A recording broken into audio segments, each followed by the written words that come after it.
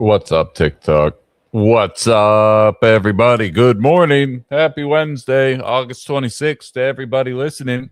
Hopefully, you're having a fantastic start to your morning. I know I absolutely am.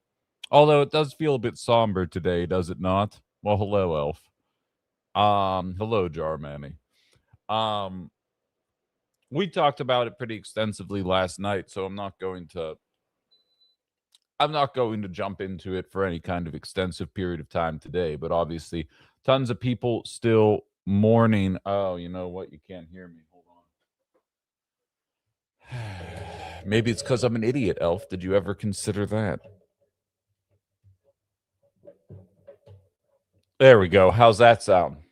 Does that sound like I'm a real boy now? Um, Lots of people still mourning the loss of Dolly Parton after yesterday's surprise announcements shortly after I got off the air. And I gotta say, I I've been learning a lot about the woman over the course of the last 18 hours or so because as I established during Ben After Dark last night, what's up, Mickey? I am just not that I'm anti Dolly Parton. I just didn't know a lot about her. And I gotta say, I've seen some pretty moving tributes, not necessarily from the celebrities, and there's plenty of those. I'm not saying I didn't see those, but what's resonating with me are the everyday people talking about their experiences and how they were impacted, whether they are parents or kids who benefited from her imagination library, people that were impacted by her movies, her music, whatever it is, on a lot of people's minds today. And it's kind of surreal to watch happen because in this era of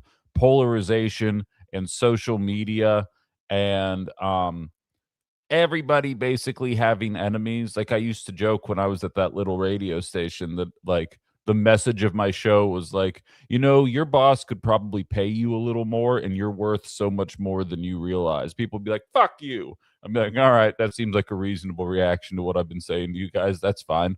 Um, Dolly doesn't have those moments. Like, there's not a person that was like, actually, there is no actually person in this conversation. It's just 100% people telling positive stories about a person, which, like, good for her. Carla says Dolly was a socialist queen. Exactly. Um, she could have been a billionaire, right? Like she donated her way off of that list because it's better to put the money back into the system rather than hoarding it for yourself.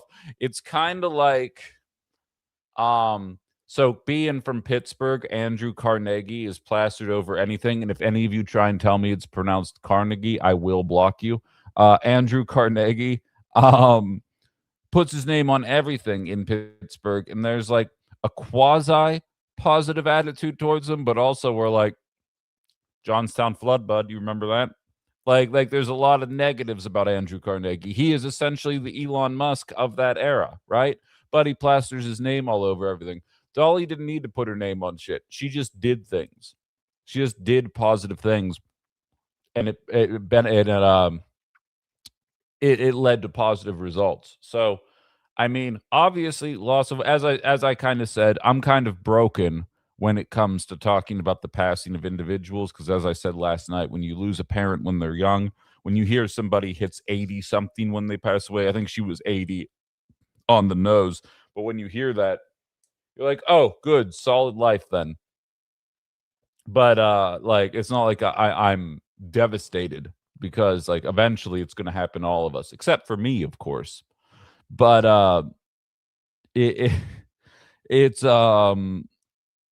it's been surreal to watch it happen the last 18 hours. Not in a million years would I have thought this is the reaction. Again, not because I hate the woman. I just had no idea. I was walking around. I was doing my life completely oblivious. Um, but good on everybody for feeling the way they're doing, feeling the way they are. I didn't know there was a Pinocchio horror coming out. Is it connected to the Winnie the Pooh horror franchise? I heard they're doing a Pooh verse. Um, yeah, I was just unaware is all. Exactly. Exactly. Turns out I don't know everything. Who knew? Not me, that's for sure. Programming note, in just a couple minutes, Tanner Mann, who has been on this program before, one of the louder voices surrounding flock cameras. If you guys haven't heard, everybody clap. Nina has decided to end their flock contract early.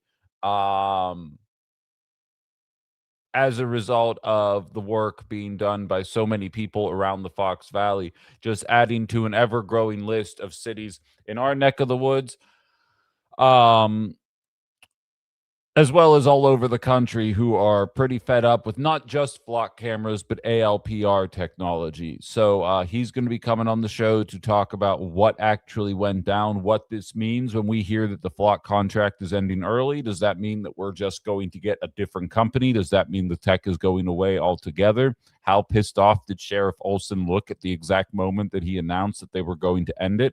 For the record, because I didn't go to the most recent one, but I have been involved in the Nina conversation quite a bit. And I will tell you right now from firsthand experience, they did not want to fucking end that contract at all. They did not want to end that contract at all. So the fact that they are ending it means that this was 100% as a result of public pressure. I will say the whole deflock, anti-flock community in Northeast Wisconsin has quite literally made me believe in protesting again. I'm not even lying. Like, you can go back and find old episodes of Outside the Box where I'm saying, guys, if we're all just going to stand around on the street and tell people we're upset about something, politicians are never going to change it. No, it turns out, at least on the local level, because I can, again, tell you from firsthand experience, when you're a local radio host and like 12 people start shit talking you online, it feels like a million. So it's got to feel the same way from a local politician standpoint. You go from 4 people showing up to watch your, monthly meetings, hearings, whatever you want to call them, to dozens of people showing up. And while it's not like it's 5,000 people, it feels like it because you're so used to something so much smaller. And so the success of this group, because I'll tell you right now, if the people of the Fox Valley didn't stand up and say something, you still got flock cameras right now. And that goes for every single community in Northeast Wisconsin and around the country. If you don't stand up and make your voices heard, the thing you don't want to happen will happen. That data center will get built. Those flock cameras will go up. Those kids will get transed. I'm joking about one of those. I'll let you figure out which one it is. But for the issues that really matter, get out there if you have the time. Never have I been so happy about this cat lady, because it's about time that we stand up and stop the shit that we don't want to see happen. I love it. And I'm so excited for Tanner to join. It's going to be a quick hitter. He's got to bop in, bop out, because, apparently, like, this is when people go to work or some shit. I don't know. I have not heard of this thing called a job before, but apparently it's a thing that people do early on in the day. So he's got shit to do, but he is going to hop on. I'm expecting him any minute now to hop backstage, and we'll kind of go from there. I see a bunch of people reacting here. Will Shake for a Shot says, our little city of Wyawega does not even have a stoplight, but we have flock cameras. Fuck that. That's exactly what it is. It's to make sure that the next Luigi isn't hiding in Wyawega. That's why the flock cameras are going there. I hope you understand that.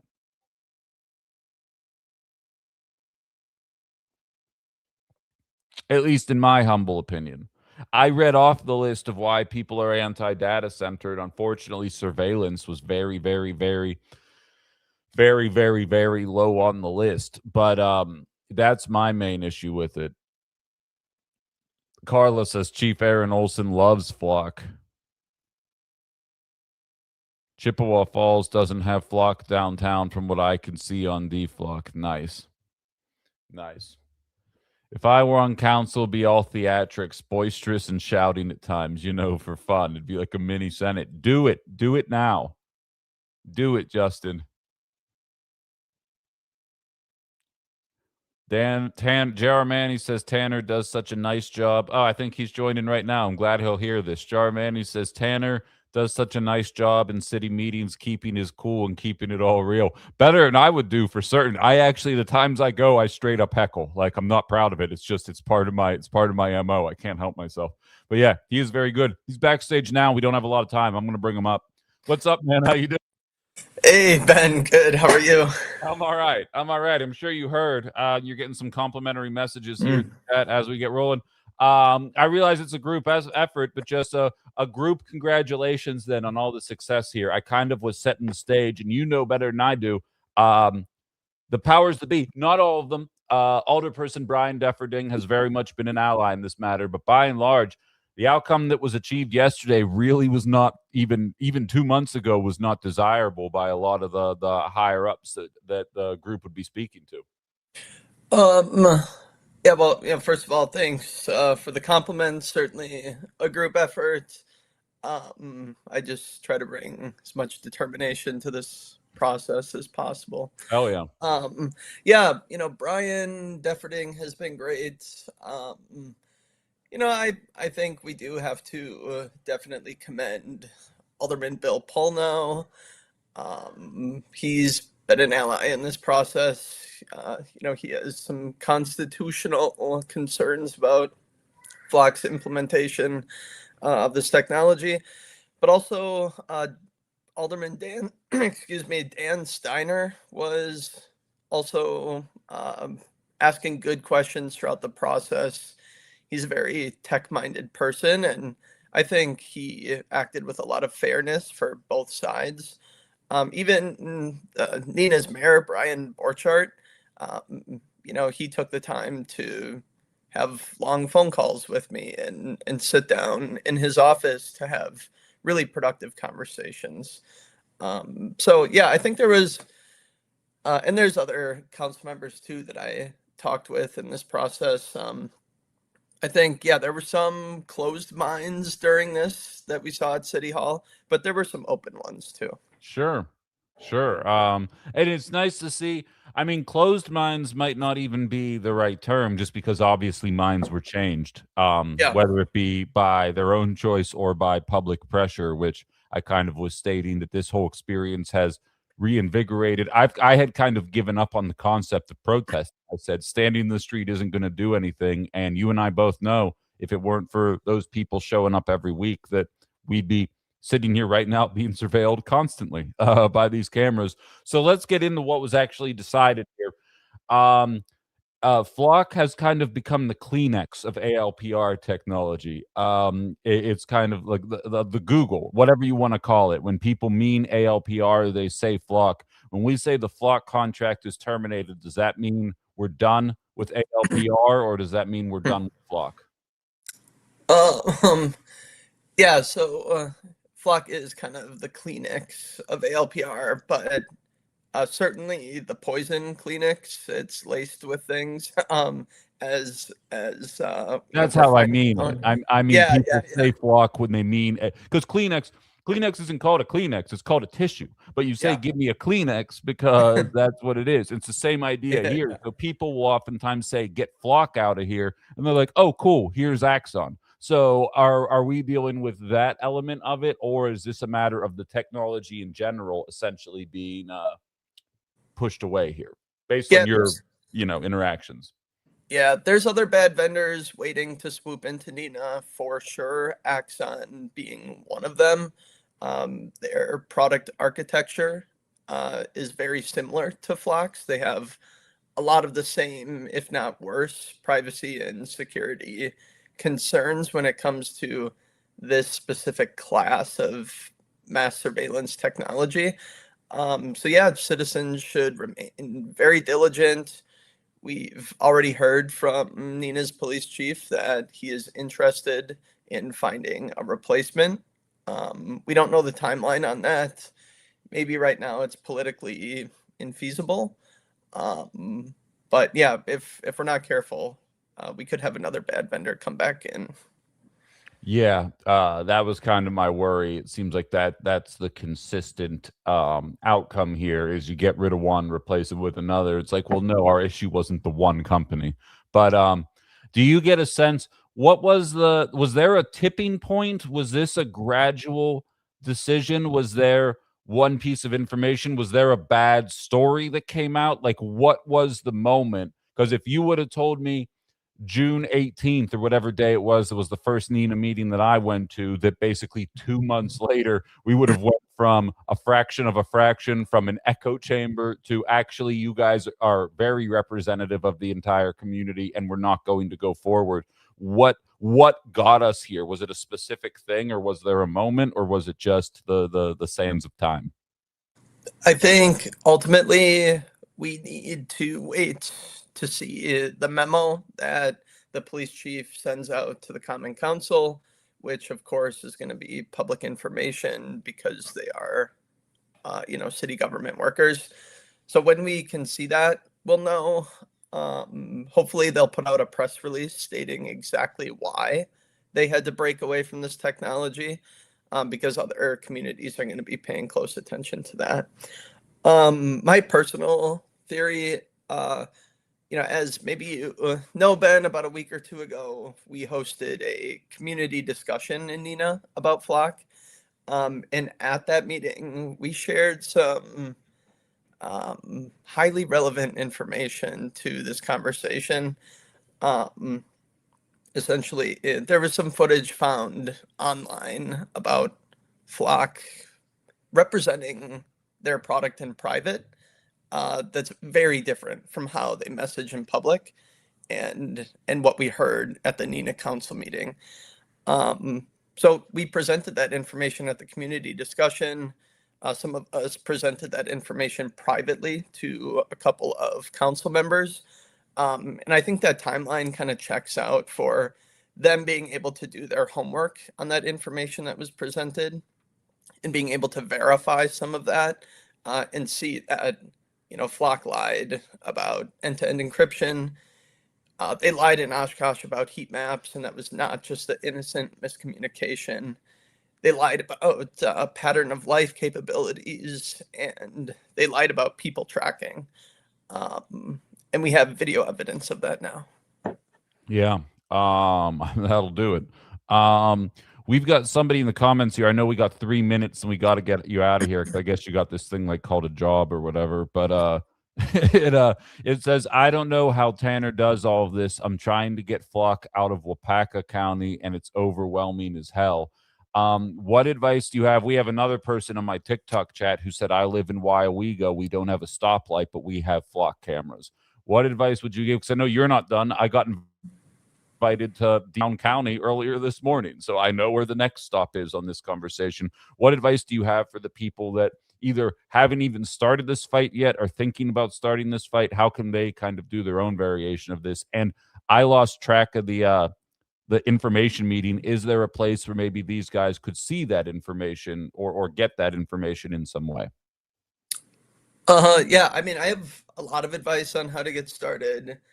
I would just offer that when I got started, it was literally just me sending emails kind of angrily and haphazardly to my Appleton city alder people.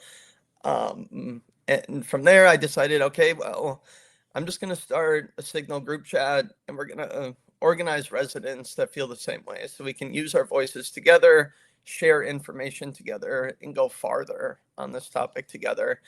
That group chat of neighbors has grown. It's been very successful, I think, in organizing some of our efforts.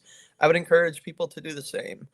And yeah, because we're kind of short on time, Ben, I would also say, those listeners that really want to do this, reach out to you, get them in touch with me, and sure. I can share more information on getting started, tactics, strategy, etc. But ultimately, yeah, you have to be very patient with this. Usually in cities where you start working on this, it takes anywhere from a couple months to 6 months. But if you share good information with your elected officials and educate them properly, they usually come to the same conclusion. Yeah.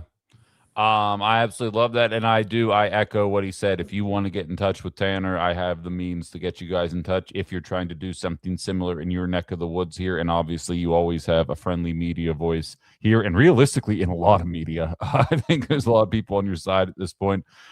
Tanner, we got to get you out of here. I appreciate you jumping on, though, just laying out exactly what took place. So many people blew up my personal messages when the news came down, so it's absolutely awesome, and I'm thrilled. So thanks for what you're doing, and keep in touch. Yeah, you too, Ben. Thanks for your help on this. Yeah, of Have a good course. day. Take it easy. Bye. And there we go.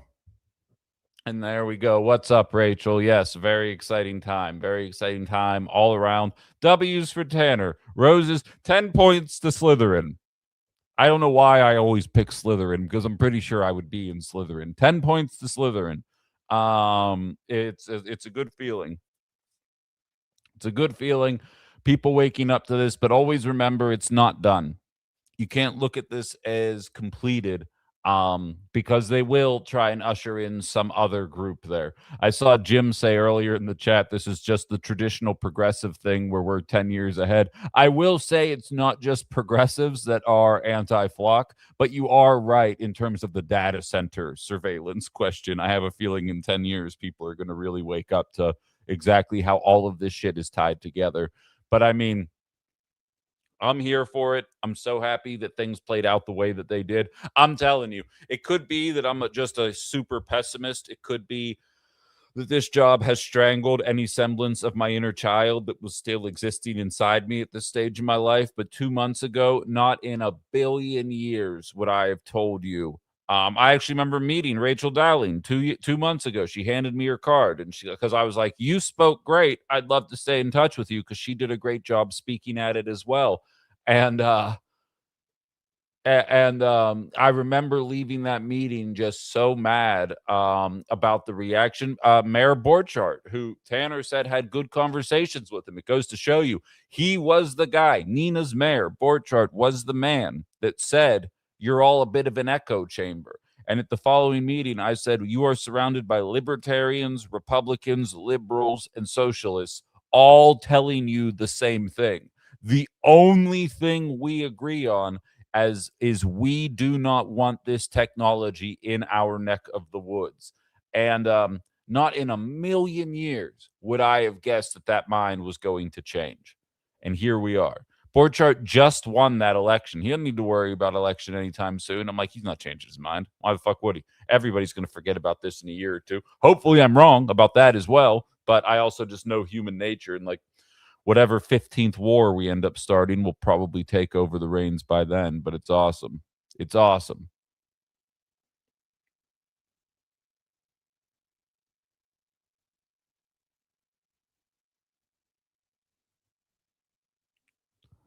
Um, yeah. Sorry, I'm way behind on messages. I'm just trying to see if there's anything. It takes organization. I can barely imagine how overwhelming it would be to take on by oneself. Oh, absolutely. Absolutely. He did a fantastic job.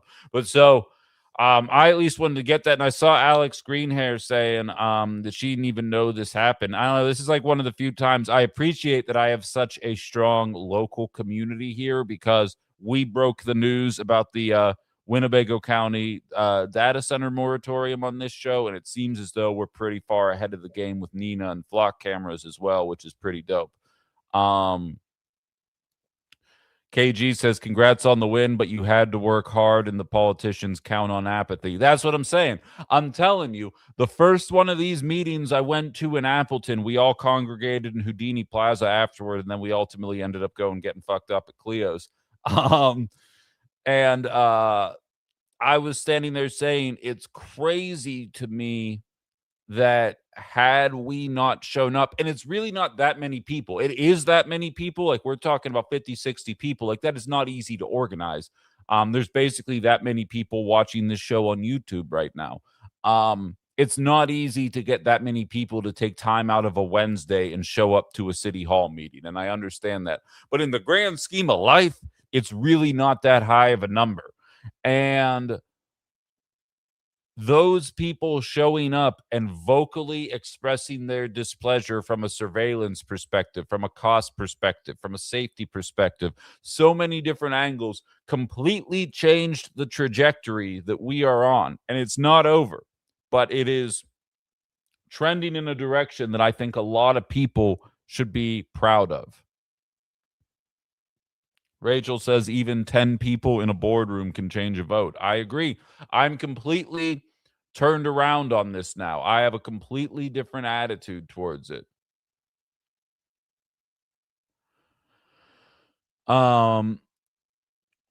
Yeah. Well, I live here for fuck's sake. Usually I have someone sending me updates on what's being highlighted. We have no date for the flock rescheduling and job. I completely forgotten to check or ask. No, and I mean again, Alex, the only reason I know is because just given what I do for a living, people funnel me shit all the time. Like it's getting to the point where so many people funnel me shit, I feel bad because I miss a lot of it. And thankfully, like a dozen people sent this message to me. And I saw a couple of them and I'm like, "Oh yeah, we'll jump right into this shit. Don't you worry about that." But so I will obviously keep you posted as the next piece of information is made available for anybody who wants to either get involved or is just interested in staying up to date on what's going on in the world of excessive surveillance in the name of our allies in the Middle East and the billionaires that run this country. And we'll keep it rolling from there. Uh, just want to make sure I'm not leaving our Book of Faces crew behind here. Let's see what we got. We got a handful of comments here already. Manitowoc has them in the city, digging its heels in over them, says Bernie. Maybe that's where we focus our efforts next. Board Chart likes to do his research. All of my kids had him as a teacher in high school. He will listen to anyone. Wonderful. I'm glad to hear that, Ginger. Thank you for sharing that because I was antagonistic. But that's also my default mode. When I feel what's up, Nataki? When I feel like we're not being listened to. Bernie says all of this comes from the selling of paranoia as a political commodity. We have to be kept safe, in quotes, from all manner of things we didn't know we had to be afraid of before: immigrants, gays, socialists, rainbows, furries, vaccines, masks, science, wind turbines, school lunch. What else? Well, you're not wrong, and it's a tale of oldest. That's a tale as old as time, Bernie. It just depends on the day of what it is. I said it yesterday. It seems pretty clear to me that the Republican MO for elections 2026 is Islamophobia. They're going to veer away from the transphobia, at least for one election cycle. On the plus side there, I don't even know how much more time they have with that because Data for Progress has polling data out right now. 55% of all likely voters say that there is too much legislation surrounding the LGBTQ community. Politicians are playing political theater and using these bills as a wedge issue, and that is 55% versus the 31% saying this is the right amount of legislation. So they have kind of overplayed they're coming to trans your kids hand, and they have now switched over to the Islamophobia hand, and it's all in the name. We got to put those flock cameras up, otherwise ISIS. And then they just stop talking. Just like that's the point that they're trying to make. And I will say it does work per capita on a certain demographic, but that demographic isn't as large as it once was, and it's shrinking. Again, coming from a city, I'm not going to sit here and pretend that it was all sunshine, lollipops, and rainbows. But at the same time, it is not the crime-ridden hellscape that MAGA wants you to believe that it is either. And recognizing that it's not as scary as it is will push people towards not necessarily feeling the need to give up their entire security in the name of privacy in the name of some modicum of security. One of these days, someone's going to steal my car and I'm going to become super pro flock. You guys ready for that? Justin says he's ready for Mad Max. Dude, no. I'll die in Mad Max. So like, I'd rather we just fix what's going on. I am not built for the collapse of society, right? Like, it's just no good. You guys would be like, "Oh, Ben, we're scouring for food." I'll be like, "What'd you find?" And you'll be like, "An omelet." And I'll be like, "I'll wait till we find something else." You know what I mean? Like, I'm not built for that. There are days in this society where I'm like, I don't feel like going to the grocery store today. What am I going to do? Go forage for food? Like, please, I'm going to fucking die. So, like, I'm not ready for Mad Max. So, like, how about we just fix this instead of, pushing towards some kind of desert dystopian hellscape? Native Gamers says I'm indigenous. I'm just built different. Yeah, it's in your blood, dude. It's in your blood. It's not mine. Greeks live life to enjoy it. We just lay around drinking and whatnot. We live life but like in gradual decline. Like our life never gets better. We just slowly fall apart. But like we're cool with it. And that's just the way that we are.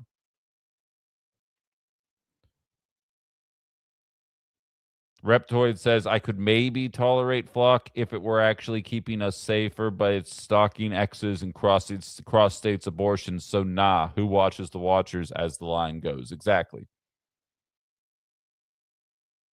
Greeks peaked with antiquity. Exactly. Well, I mean, you're welcome for fucking like math and logic in the Olympics, all right? Like, don't get it twisted. We're great, but there's certain things we do that, leave something to be desired, is all. People in Houston have vandalized Flock cameras. Well, I'll be real, KG. If you ask me, I've been milking that one. Nah. If you ask me what state should be the most vociferously anti-Flock, I would say it would be Texas. I mean, fuck Texas. But no offense, you're great. Houston seems great. Texas as a whole, could take it or leave it. If Peter Thiel was, say, Barack Obama, I'd give Flock cameras a chance. Yeah, exactly. You know what's funny, Wizzles? I know you're being sarcastic, but like there is a large contingency. I have a segment planned for the 10 o'clock hour talking about how Joe Biden actually cut SNAP benefits way deeper than the Trump administration did, and no one gives a fuck. Which is kind of like playing off of what you're highlighting right there. That I think there's an element, not everyone. I don't think it's true of the DFlock Fox Cities group. I think they are just adamantly against this. But there is a contingency of people that are like, we can't trust Trump with this technology. It's like, well, to be clear, we can't trust Kamala with this technology either, or any of these fucking people. So it's just like it's waking up to that fact.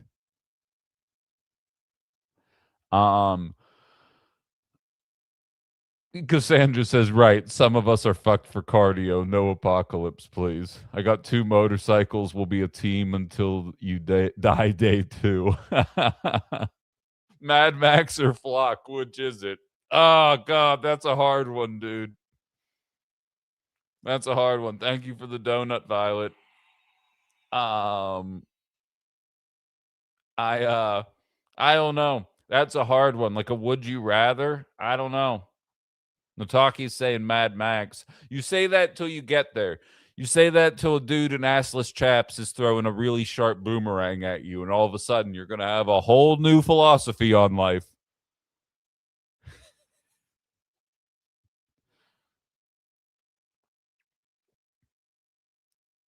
Right. Reptoid says the disaster movies never show all the locals, just waiting for the rich folks to show up with the loot.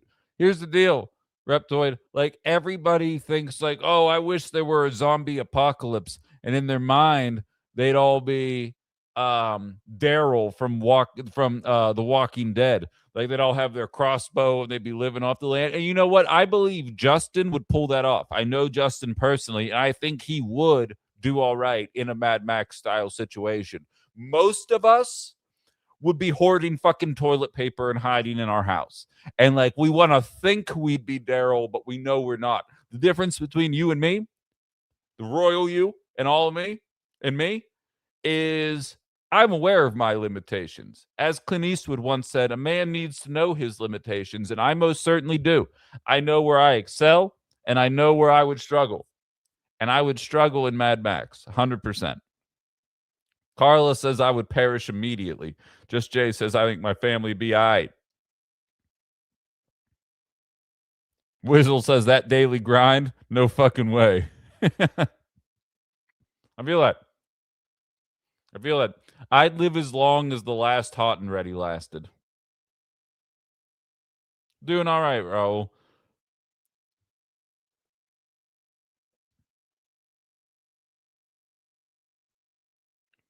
I always wanted to go on alone, but I need some real skills. I feel that Jarmani would be hiding in her house. You know what's funny is when COVID first broke out, my brother and I basically quarantined together. And a woman that we used to bartend with her family posted on her Instagram, and we hadn't spoken to her in like 8 years. But we were good friends when we all bartended together. She posts a picture and she's like, well, we're ready for whatever comes next. And it was their bed, and there were like 30 different pew-pews on the bed. Just like threatening anybody that's going to run up on them during the COVID pandemic.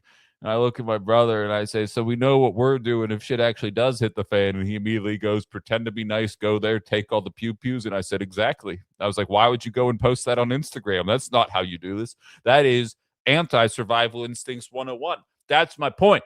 Everybody thinks they'd excel at it. Most of you be fucking dead. Dead as fuck. Present company included. I'd be dead before most of you. I'm not even saying this from a perspective of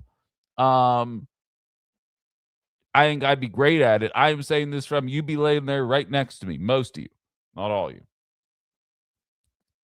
Raul says I hardly leave my apartment now. That's what I'm saying. Eden says IDKY people also ascribe the entire actions of the government to the figurehead. You think it isn't the same people doing surveillance in Trump and Obama admins. Yeah, I mean, that's fair. It's not as different as you would think. It's kind of like how Tom Homan was also Obama's ICE head of ICE, you know? Like, you'd be surprised at the overlap. Or how there were vacancies on the governing board that the president gets to appoint at the post office, and Joe Biden just let them sit vacant, and now everyone's running around with their hair on fire saying, did you see the election deniers that Donald Trump appointed? It's like, just to be clear, did Democrats just not appoint any of these positions just so we would have something to bitch about 4 years later? Because it feels kind of intentional. Liv says, I've seen Ben shoot. If we need to hunt for his food, if he needs to hunt for his food, he's screwed. Here's the deal, Lib. What if the food's standing still? I've never shot at a stationary target. I have to believe that's easier than a moving target. So I just get it moving with a real slow creep. You know what I'm saying? KG's passing on Mad Max. Tom says we'd be eating the cats, eating the dogs, eat the cats, eat the cats. I got to find that music so it makes more sense. Yo, what's up, Ben? Good morning. How you feel about Mad Max? Ben would probably survive for a while, although he's just got out of surgery, so he'd be hampered right now. But prime Caller Ben, he'd probably be all right with it. You going to shoot a box of Cheerios? No, and see, I wouldn't even know how to prepare the food. God, YouTube wouldn't be there. No, I'm just dying. I don't even have any interest in living in that world at all.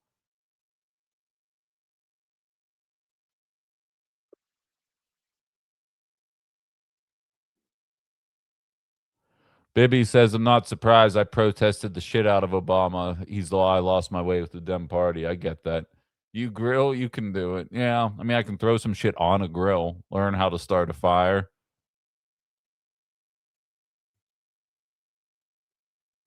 You don't want to be 3 Dog in real life. I don't know what that means. I don't even know what that means. I couldn't even begin to speculate. So this conversation's sufficiently off the rails at this point. I blame you, Justin, but it's fine. It's funny. This feels like talk radio right now. And I like it. But how about we just try and fix this system and block the flock cameras? And no, I play Fallout and I'm just like, man, I'd be dead as fuck in this game. I don't want any parts of this at all.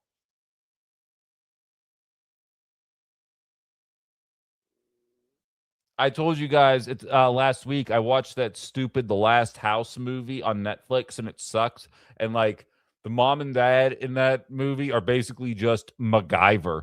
Like I guarantee you the rest of the planet died. I still haven't even seen how it ends. I stopped watching the last 15 minutes. That's how much I hated it.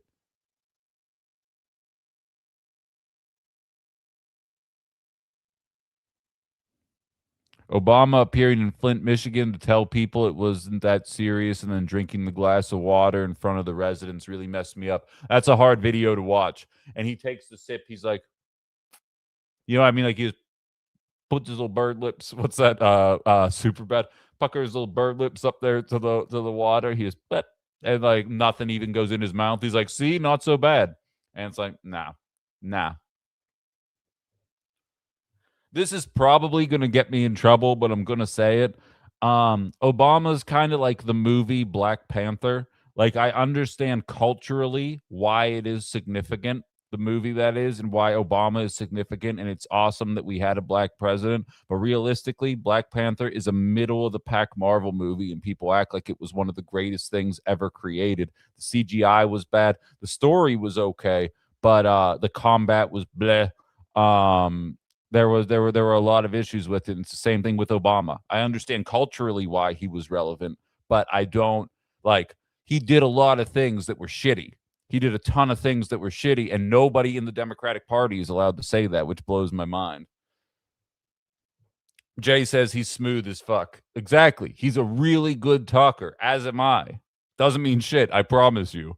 The hope thing people really bought into. Well, it broke me. I think it broke a lot of millennials. I think a lot of people bought into the hope change thing that was promised during that presidency. And again, I understand that Republicans blocked a lot of the policy that he did, but when he had a basically super majority, and again, um, Killmonger is a great villain in Black Panther. I think he makes a ton of great points, and I find it the whole concept of that plot very interesting.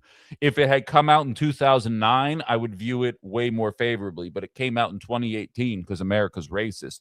So um it just felt like a middling starter movie. You know what I mean? But you God forbid you say that because then I just don't get it. No, I absolutely get it. I'm thrilled it exists. I watched it in a theater in the city. I was by far the minority. It was one of my favorite theater going experiences ever. Everybody was super into it. Nah, Obama's the same thing. Public option, bait and switch, exactly. Yeah, take it easy, Reptoid. Ethan saying, okay, that's some bullshit, Ben. Michael B. Jordan was an excellent villain. That's what makes Marvel movies. I agree. And he was a phenomenal villain. And other than um, Heath Ledger's Joker, I can't think of another superhero movie where the villain changes the hero's mind by the end of the movie. And like by the end of the movie, like Michael B. Jordan's like, we got to use this technology to help black people around the world, not just in Wakanda. And you know, Black Panther's like, nah, dude, we mind our business. And at the end of the movie, he's like, no, he's absolutely right. We let our brothers and sisters struggle. Like, I get it. I get the whole point. It's good. It's a good movie. I'm saying the love that it gets, much like Obama, is overstated because we waited so long for something like that, is all. All right. We're sufficiently off the rails at this point. Easily the best looking villain, too. I don't know. Have you seen Thanos? Um,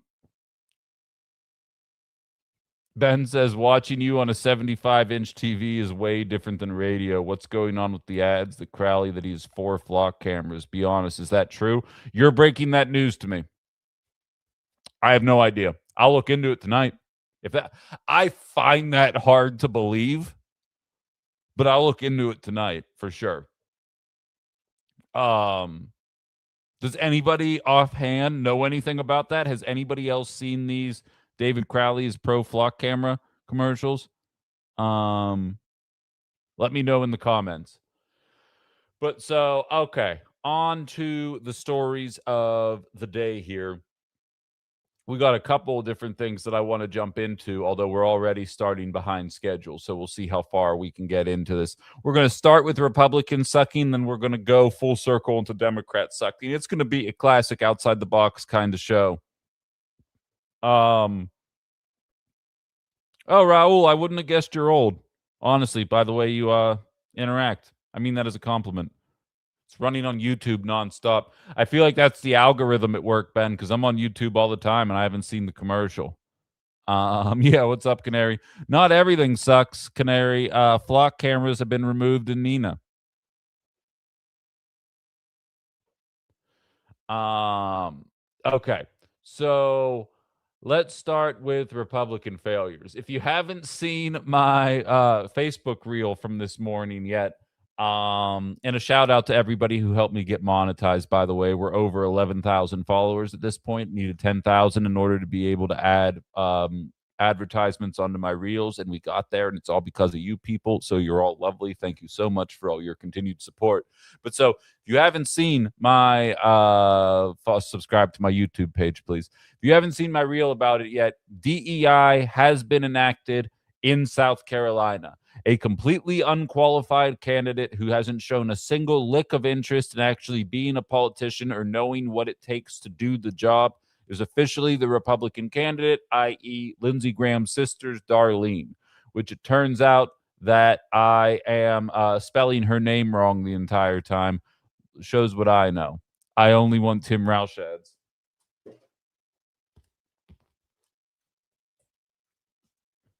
Yeah, I need to remember to put this sign up. New studio debuts on Monday, and we'll just have this taped up on the wall at that point so I can stop doing it like a sign spinner. But 920-830-9222. This is the Tim Roush studio. He believes in open political discourse, being able to share your opinions on the matter and be able to talk about things. And as long as people remain courteous most of the time, then that should be allowed to continue. If you guys weren't listening to the show on the radio, he was my title sponsor there. And when he found out I got fired, it took him all of 7 minutes to call me and be like, I'm going to continue to endorse what it is that you're trying to build as long as you're going to keep doing the show the same way. And I was like, it's going to be the exact same show plus cussing. He says, that'll probably make it better. And I'm like, cool, let's do it then.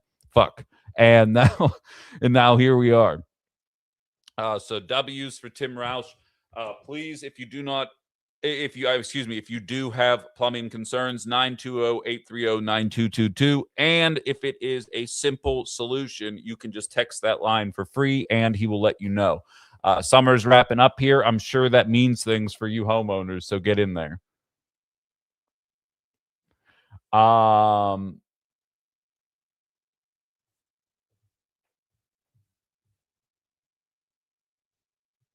Cool.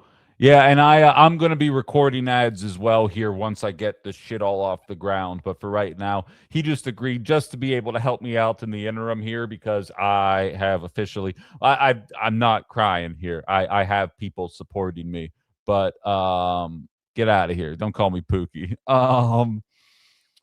Once we get it, but he just offered, like he said, take the sign and just start calling it Tim Roush Studio now. But if you haven't seen my stories, I have been painting the studio. We're doing a tech test this evening. I might actually be doing Ben After Dark we'll see but I might be doing Ben After Dark at the actual Tim Roush studio that isn't totally put together yet. And we'll go from there. So do I have to reflect this shit? Is there a way for me to flip it? Is that this?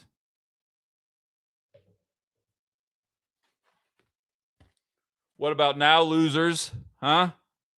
Look at me learning technology.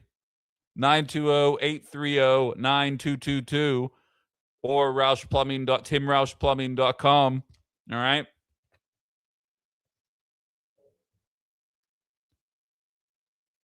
This is the Tim Roush closet. The studio's coming. Exactly.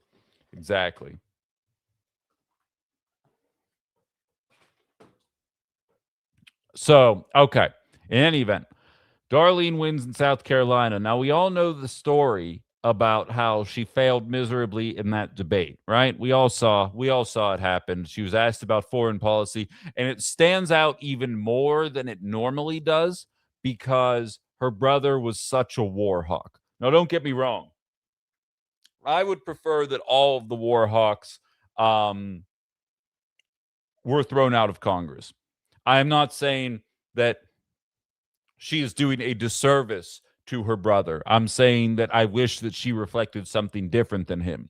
And instead, she shows up and says, yeah, foreign policy is really not my thing. I'll just do whatever the president does. Tim Roush, he's no slouch. Stay on your couch. Let him fix your water. Ouch. Nice.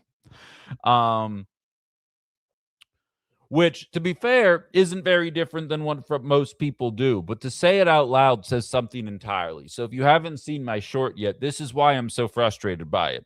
Over the course of 18 months, the MAGA movement, not every single member, but by and large, has gone from no new wars to okay, fine new wars, but something about nukes to I actually don't know anything about foreign policy. I will just vote for the new wars that the president decides to start without even thinking twice about it. It took 18 months. Like I always state, it's always easy to be anti-war. It's a lot more difficult to be anti-war when your president is starting the war. We'll see if you guys can do it. Thank you, Canary. We'll see if you guys can do it when inevitably there's a Democratic president in 2028 and they decide to start our Cold War with China in the name of defending the women and children of Taiwan. And will you have the ability to stand up and say, bullshit, we know why you're doing this and it has nothing to do with human rights? Or will you go along for the ride? And we'll find out because I'm going to be consistent. It's a matter of is everybody else.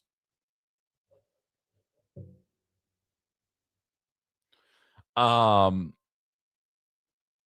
so MAGA, I want to congratulate you though, because you're finally pro DEI. It turns out qualifications don't actually matter. You just want it. Now there's a woman in office, right? There's a woman with the last name Graham, DEI and nepotism. Nothing to be mad about there. I'm not finding any fundamental lack of consistency with that new development for you guys. So congratulations on all your success here.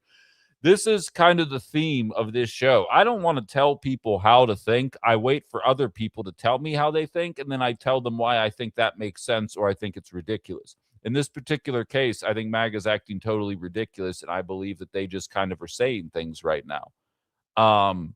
Because Darlene Graham winning an election is counter to everything that we were told the 2024 election was supposedly about. And I've kind of been intimating this the last couple of days. But I genuinely believe that there's an effort to find reasons other than Democrats are coming to trans your kids for why you're voting a certain way, even though fundamentally the reason you're voting for something is for transgender legislation. And that's incredibly frustrating because that conversation's not going to go anywhere and we're going to continue circling this drain.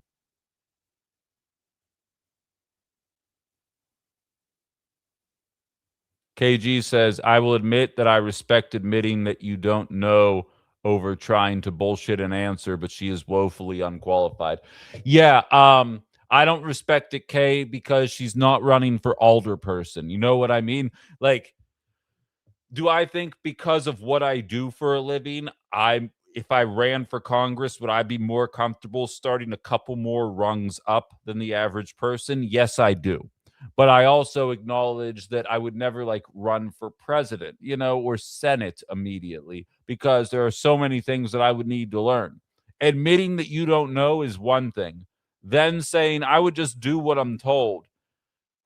I mean, at the end of the day, that's democracy, right? You vote for who you think would best represent you. I just am going to remind MAGA of this every single day they complain about a black person getting a high-ranking role in America going forward. Because, yeah, Lloyd Austin was the first black defense secretary in American history. Yeah, Ketanji Brown Jackson is the first black woman on the Supreme Court. She also had a litany of qualifications that backed her up as well. The fact that Joe Biden said, I want to appoint a black woman to get that demographic represented on the Supreme Court is one thing. But it's not like he picked some woman that was an accountant and said, hey, would you like to be a Supreme Court justice? And then put her on the fucking court. That's the equivalent of what this is.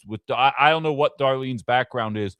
Clearly doesn't matter. Whatever it was, it most certainly wasn't politics. It wasn't foreign policy, the thing that they claim that they care about. And moreover, I want to play a snippet. I'm going to start it in the middle because we don't need the whole thing. I don't know if the time's going to be exactly right. She gave her an acceptance speech last night where she says something, and I want to see if you guys notice it. I'm not even going to tell you. I want you guys to listen to it and see if you hear the same thing that I heard when she said it, and then we'll talk about it on the other side. But I'm going to let it play first. Again, it's a 75-second clip, but we're starting at 30 seconds in, and I'll see if you can hear what it is that I heard. I have a different background and vision for our state. I'm a hard worker with a servant's heart. I grew up in the back of a bar and liquor store in one room in central South Carolina. My parents worked long, hard hours to make ends meet. We didn't take vacations. If they were sick, they had to get up and go to work because the doors weren't open. We weren't making money. My mother passed away when I was 11 and my father just over a year later. For the past 30 years, I've worked hard for the people of South Carolina, and for the past 7 years, I've led a state agency. Okay, so without me spoiling it yet, could anybody hear what it was that I wanted you to hear? Did anything about that acceptance speech stick out to anybody else? You tell me. What about that speech? TikTok thinks I'm a robot. Nope, just good at the job, guys. There you go. Ben says she didn't get the job. She was elected, not appointed, right? And I mean, that's fair. The voters voted. That's fine. But I'm just saying the voters that voted for her also nonstop bitch about DEI all the time, about qualifications all the time. This woman is not qualified at all. I see Violet saying you were waiting for her to say bootstraps. Jay says the same. I'm going to play the part that stuck out to me again here. In the back of a bar. Excuse me, hold on.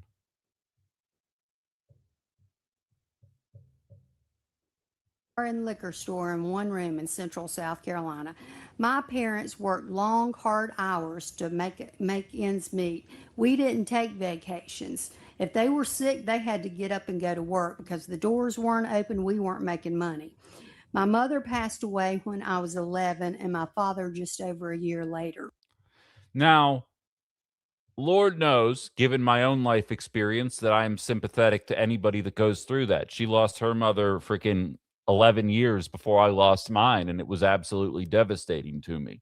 What sticks out to me when I hear her talking that way is she is in one sentence bragging that when her parents were sick, they still had to get up and go to work because otherwise they wouldn't have had enough money to make ends meet. And in the next sentence said, my family died when I was very young. And as KG highlights, her family could have used a safety net. And that is what I took out of that. What I heard when I heard that is, yes, my life was made miserable because the economic system that we have in front of us, even though it was actually more beneficial for the average worker in the era that she is describing relative to 2026, still left plenty of people behind, as I often talk about with our friend Brian from Fremont, who I saw in the chat. And yet, despite the fact that she lived it herself, she still is like, that's the way you all should be. I expect that out of each and every one of you. And it shows no capacity for learning and growth from that outcome. I'd say Darlene Graham, I believe, should highlight for liberals why identity politics is garbage in 2026, because her story should appeal to somebody like me. Like, I took the passing of a parent. I'm a very big believer in life isn't what happens to you, it's how you handle what happens to you. And yeah, that's a bit of a white guy attitude, and I acknowledge that. But that is the way that I approach life. Knocks you on your ass, you have a choice to either sulk, which I did for a little bit, or get your ass up and make a play, which I eventually did. And all of us are kind of presented with that, whatever it is. You lose your job on a whim. You can either sit there and cry about it and talk about how it wasn't fair, or reach out to any of your friends that can help you with the tech and get your show back on the air the very next day like nothing even happened. You got choices that you can end up making. I recognize that. But if I were in a position to be able to make other people's lives easier so that they didn't have to go through the same bullshit that I had to go through, you can bet your ass that's the way that I would vote. Whereas she is saying, I went through this, my family went through this, and they died when I was very young. No self-awareness. No interest in improving matters for anybody whatsoever. I don't think it's particularly difficult to say, hey, maybe if they could have stayed homesick, maybe if they could have went to the doctor, maybe if they could have found out what was wrong with them beforehand, maybe we could move forward from there. But they're not having that conversation. They would rather you go through that as well. It's like I always tell you guys, I pledged a fraternity in college. They make you do some weird shit when you're pledging. And there were some people that really enjoyed making other people do weird shit a bit too much. And then there were others that were like, okay, this is kind of dumb. Can we just kind of go through the motions? You'll never guess which one I was, because innately, half of society thinks their life was hard and they struggled through it, and they think you should go through the same things. And the other people think, I kind of hated a lot of that, and I would prefer as few people as possible also don't have to go through it. And I think that's one of the fundamental differences of society right now, is the people that see that one way or the other.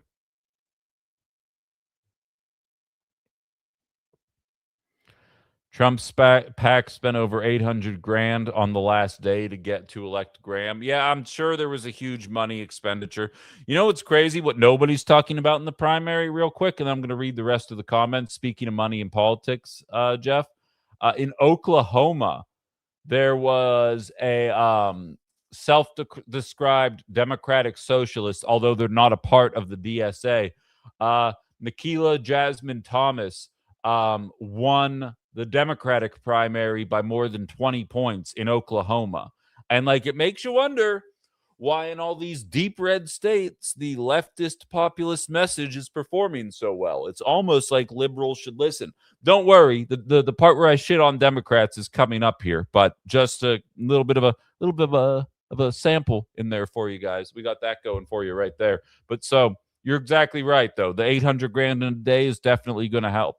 Ethan says, she was appointed to the position. She is acting senator for South Carolina. For sure. Emphasis on the word acting, because she ain't a real senator.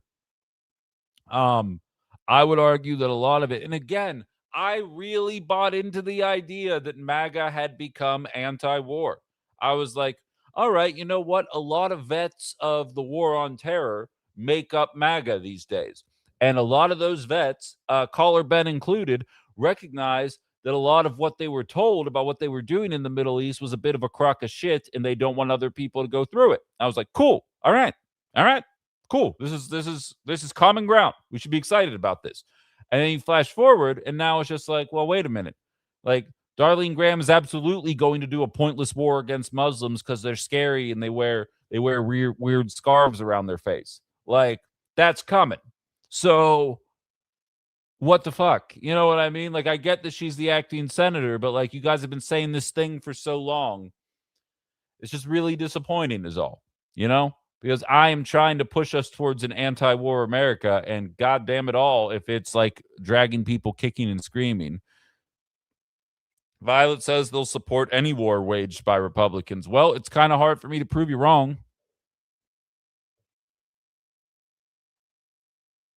The lack of empathy still floors me, Kay says. A former coworker of ours, a boomer, was just like that. I wonder which one it was. I mean, there's only a handful, right? You have to private message me that one, Cassandra. Interesting. I was going with the bootstrapping hard life to Congress. Brian says, you mean pull yourself up by your bootstraps and quit whining? I mean, again, I chose to do that. What's up, Mikey? I wanna level with you here, Brian. I say it all the time. I'm never gonna hold the average American to the Ben Cominos standard. It's simply just not fair. I was dealt a shitty hand and I went and made plays. I went and made plays quickly. It's innate. And I'm lucky that I was surrounded by people that are wired the same way. I actually have a good friend who's helping me get a lot of my social shit off the ground and do a lot of stuff.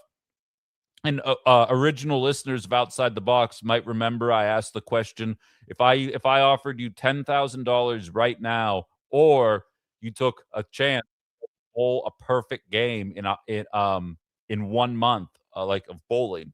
And if you got one perfect game, you got $100 million. Which one would you take? And I pitched that to my friend 2 weeks ago, and he says to me, I would go for the $100 million, and I can almost guarantee you I could pull it off. And I was like, I had the same opinion, and a lot of people mocked me for thinking that way. And he goes, I make it a point to not surround myself by people that think that way. And I never really thought about it, but my entire life has kind of been that. Like, I was not surrounded by people. And again, I was living in a city where economic opportunity existed.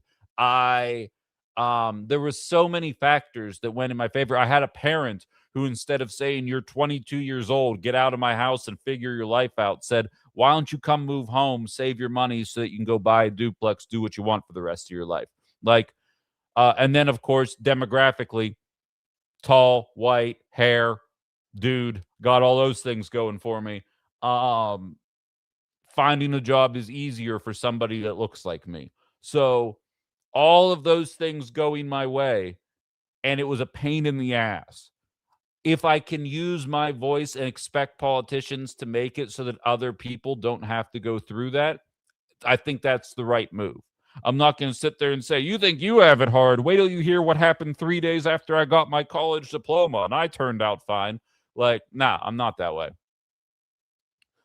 Ben said, I've been at war. I wouldn't wish it on anyone. Just awful. 22 years out and I can't shake it. I feel that, and I know you're not alone. Like, I get you.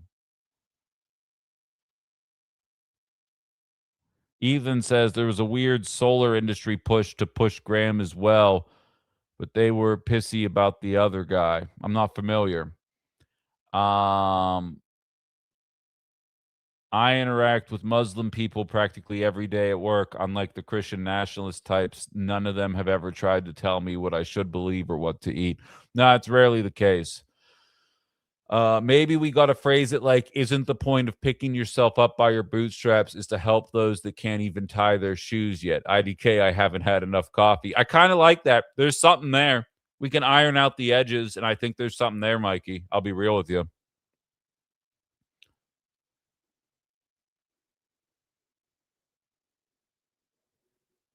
Brian says, I agree. Rise above, but don't forget that you may not have the chance physically, monetarily, or racially. Exactly. Exactly. I was supposed to fail. Statistically, my life shouldn't have went the way that it did. There's a line in Batman versus Superman where they're fighting towards the end, and Batman looks at Superman and he's like whooping his ass because he hit him with a bunch of with a kryptonite, and he goes, I don't remember what leads into it, but then he just like grabs him by the cape and starts spinning him around, and he goes, life doesn't make sense unless you force it to. And like, I kind of have embodied that message in my approach to life. And I think it's worth highlighting for everybody. Can't pick yourself up by your bootstraps if you can't afford boots. Exactly. And again, as I highlighted at the end of last week, that saying was invented to mock people. It literally means it describes something physically impossible. And as Violet says, you had a good amount of privilege. Absolutely. Abso-fucking-lutely. And on top of the privilege, my name looks ethnic as fuck. So, like, I look the way corporate America wants me to look, but then you can also check a box like, oh, Cominos, is that Hispanic? Like, this is great. Marvel characters don't ring for boomers. Well, joke's on you, Brian, because Batman's DC. So, I don't know, read a book.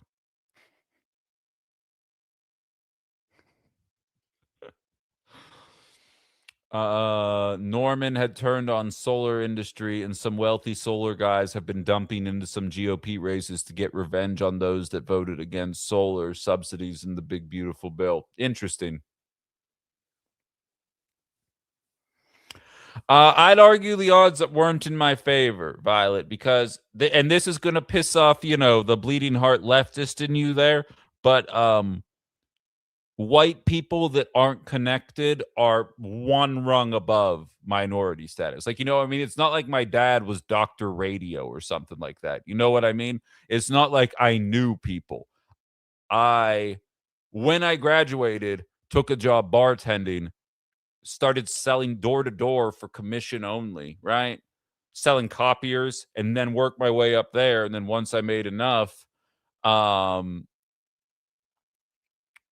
started my whole career over and worked for minimum wage, passing out magnets at fish fries for KDKA radio. Like, statistically speaking, nah, I should not have a show. Like, I'm just saying.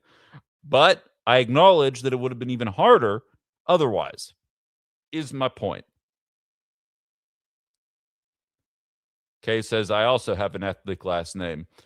People can't pronounce it. Mother's maiden name is traditional Anglo-Saxon.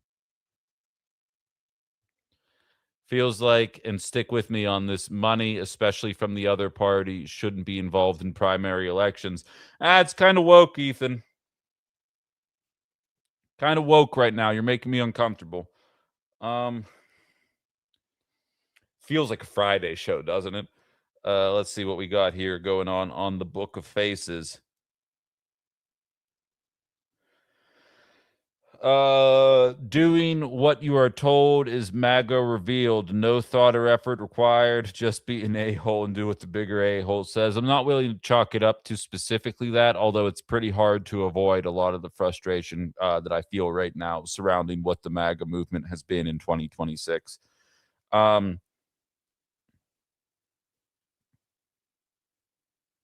Assless chaps so early, LOL, says Georgia. I didn't even realize they said that. Hold on, Ben. Let me get it to you. Ben just asked for the link. Anybody else wants to chime in? I'm throwing it on the YouTube chat right now. If anybody wants to jump in, I'm sure he'll be on here momentarily. Let me boot the fucking screen share off of it here.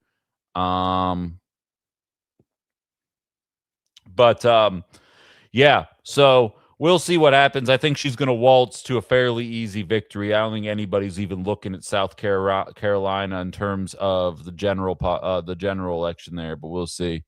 Ben's in the backstage here now. We're going to bring him up. Anybody else wants to join? Just look a couple comments up and we'll go from there. Is that Ben or the Big Show? I can't tell. What's happening, man? It's Ben. Yeah, I get the Big Show a lot. Believe it, like on a weekly basis. Yeah. How tall are you? 6'3". Okay. You look like 6'8" in your pictures. So. My son is 6'6". Okay, I'm jealous. Yeah, right. Yeah. But he's not as tough. I'm sure. Well, that's just the younger generations. That's right. That's all it is. Yeah. What's on your mind? I was reading that the amount of M&Ms that were developed since 1941, so like a lot of M&Ms, right? Everywhere, every store, every grocery store, gas station has M&Ms in it. Okay. They have made, since 1941, 7 trillion M&Ms. Okay. It would take them 232 more years if our debt stayed the same to match the debt that our country is in. Yeah. M&Ms for 232 years, which both parties have got us there. Yeah. To that debt. So I think, I hate to say it, but I don't think that getting rid of our debt is even possible. And I don't even know if it even should be a talking point anymore at this point. Maybe slowing down it or taking it back a few notches, but to think that we could get it to zero, we're at I think 40 trillion now. Yeah. So you and I both dabble in conspiracies a little bit. I've been following along with the Great Reset for basically since 2018, and I have a theory that's what they always said by 2030 we're just going to start everything over. And genuinely, dude, like I actually believe that's where it's headed. And like to be frank, so few people have shit that like I don't even know how much pushback there will be. Like no one's owning anything. Everybody's in a crap ton of debt. People are going bankrupt to medical debt. The as you mentioned, the deficit's at 40 trillion. Like I have a feeling by the time we get to 2030, people are going to be begging for a reset. And I have a feeling it might actually happen. Well, I think that's also a reason why you see Trump, trying to what did he develop his own cryptocurrency or something like that? Something like that, yeah. And like with Bitcoin, jumping up over 100,000 a share. Like who can afford a share of Bitcoin? I mean, you can buy pieces of it. But man, if I had a crystal ball and I could go back to like 2009 and just drop like 10 grand on Bitcoin, it'd be worth $1 billion. Well, see, the capitalists listening though, Ben. So a good buddy of mine called me a week after lockdowns, and I was just hired full time at a radio station for fucking 28 grand a year. And I did not have a lot of money liquid. I had invested in my duplex. I invested in other stuff. I didn't have a lot of money to throw around though. And he says, hey, Bitcoin is $1,200. Let's buy 3 Bitcoins each right now and just see where it goes. And I was like, dude, nah. And like, the people that tend to vote for Trump would tell you like, well, if you had the foresight, yeah, exactly. If you had the foresight, then maybe you would have made the right investments. And it's like, yeah, man, but it's just a big fucking guessing game, and it could have just as likely gone the other way. And then you're sitting there $3,600 down when you're really not in a position to do so. So like now it's obscenely expensive, but if I wanted to be an ass, I could have told you, well, you could have bought it 5 years earlier and you'd be fine right now. And like that's the way a lot of people in this country think about that kind of stuff. Well, and to your point with Lindsey Graham's sister, it's like you said, her parents worked and died at a young age, and if they didn't work, they had nothing. And I think that holds more true today than it did when she was a kid. Every piece of land. I mean, you're new to the Fox Valley. I grew up here, and like over by Sherwood and Darboy, a lot of that was nothing. There was nothing there. A lot of lots. I mean, there was farmland here. There was, just big treed forest areas in town. Paper mill, like all of that stuff has been developed into apartments now because people can't afford a house. And then you get into the rent cycle where if you want a halfway decent place and there's 2 of you, you're probably paying $1,500 a month in rent, which, my mortgage payment is like $900 a month. So, but I also got into my house almost 20 years ago. Right. So now it's very difficult. And I tell my younger daughters that are 14 and 12 that still live with me, I said, when you guys get out of high school, and whether if you go to college around town, you can live with me rent free. If you go into the workforce out of high school, you can live with me for 5 years rent free to save money. Sure. So you can get into a decent place or have a down payment for a home. I will do that. Otherwise, if you want to live with me after that 5-year mark, then you have to start paying me rent, some form of rent, because I'm covering, extra long showers, lights left on, groceries, all that stuff. But, I think that, my generation of people, we're kind of the last generation where if we would have got into a job at 18, like in the trades, pipe trades, plumbing, worked at a mill, whatever it is, if you got in early, I'm 48 years old. I think, I do have friends that were able to buy cottages when they were 30, 32 years old. Sure. Now, my oldest is 25 years old, and they can't. There's no way. Those are hand-me-downs now. You get those if somebody dies in your family, or they will it to you, because a $10,000 to $25,000 cottage on the lake from 1990 is now a $500,000 cottage. Yeah. Same cottage. Yeah. Same piece of land. And I don't know. I am with you on the Great Reset. I don't have a whole lot of money in the stock market or anything like that, so I'm not scared about it. But the boomers, on the other hand, like my parents, that are sitting on $1 million in their 401k, they're terrified of that stuff, because they don't want to lose. And it's funny too, is my dad especially, and I love my father, but he'll say, gosh, I lost. The stock market went down, the S&P went down, whatever. I lost, $20,000 or whatever. It's like, well, Dad, you didn't invest $1 million over the course of your work life. You might have invested, maybe 300,000, and now it's at $1 million. Right. So this is still like, it's gambling money, Right. You're still up. And I think a lot of boomers look at it that way. But anyways. Yeah. No. Yeah, I think it's some good insight, man. I think you're spot on with it. I appreciate you chiming in, though. Take it easy, Ben. How's healing going? Nice. For another 4 weeks. Okay, you'll get there. All right, buddy. Take it easy. Yeah, good stuff there. And he's a rideshare driver as well. So if anyone can relate to, you have to show up to work, otherwise you're not getting paid that day. I'd argue rideshare drivers are it. And he actually gave me a great way to pivot here into my next talking point. Anyone else who wants to say anything about Darlene is more than welcome. Let me just make sure I don't miss anything here. If the debt was completely resolved, that would have problems too. I saw Violet saying something similar in the TikTok chat. I can't remember what it was, but anyway, to reduce it substantially is meaningful.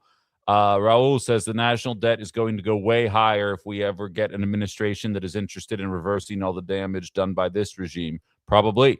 The Democratic Party is not a resistance party. When Hillary was running against Trump in 2016, I was asked which one is better. I said they're both taking us to the same place. Sharon says, had I bought that fruit stock, Apple, when it first came out, I would now be a billionaire. Lessons from Forrest Gump. Yeah, I feel that. So, but to Ben's point, I want to show you guys this chart that was shared by Lever News. The data is from the USDA. And this kind of sums up, to Ben's point, to a certain extent, what we're talking about with debt and deficit spending. So if you look at this, along for a ride here as well. Just let me set it up here on YouTube and Facebook first. All right. So what you're looking at right here is Trump's snap cut, which has yet to actually surpass what Biden did. So that orange line right there on the right-hand side of the screen, right over here, is the One Big Beautiful Bill Act. And as you can see, we have dropped from, right around $8 billion down to 6.9 over the course of the year. But if you look at the Consolidated Appropriations Act, in response to COVID spending, we dropped from 11.8 billion down to 7.7 billion. Now, I understand that debt and deficit spending is a problem overall. But here's the thing. What the Democrats saved by cutting SNAP benefits right there during the Biden years is 2 days of spending, maybe 3, depending on the estimate that you're looking at, for the Iran war. For the war that was completely pointlessly started 6 months ago, the Democrats said, we need to be fiscally responsible. We are going to cut 1/3 of the SNAP program out. And then the Republicans have no gripes starting a pointless war that is costing us $10 billion a week. And then when the Democrats get in power again, the Republicans will, of course, find their we need to cut spending streak again, because that's what they always do. And 10 Democrats will go along for the ride, much like they did here. If you notice, this was signed once the Republicans had retaken the House, but it still was not trending in the right direction. The Joe Manchins, the Kirsten Sinemas did not want to play along, even when they had the trifecta. It's the games that they play, because the debt and deficit, as I say, it's like the conservative version of climate change. Is it existential? Yeah. Are we going to end up paying for it eventually if we don't get our shit together? Probably. Does either party really take it that seriously? No, but one party sort of, they pretend, but they don't actually do anything.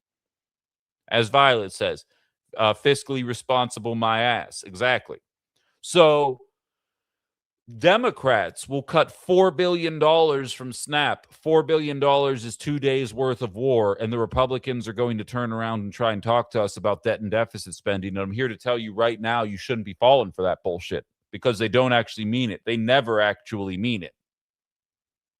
And that's kind of frustrating. That's a frustrating reality to deal with, because inevitably, it's like what's the song? Despite all my rage, I'm still just a rat in a cage. I can tell you this is coming, and there's realistically nothing that we can do to stop it. They will continue. Democrats will win. Maybe, if we're lucky, they get us out of the Iran war, and then they triple down on funding Ukraine. And I'm not going to sit there and pretend that one is better than the other.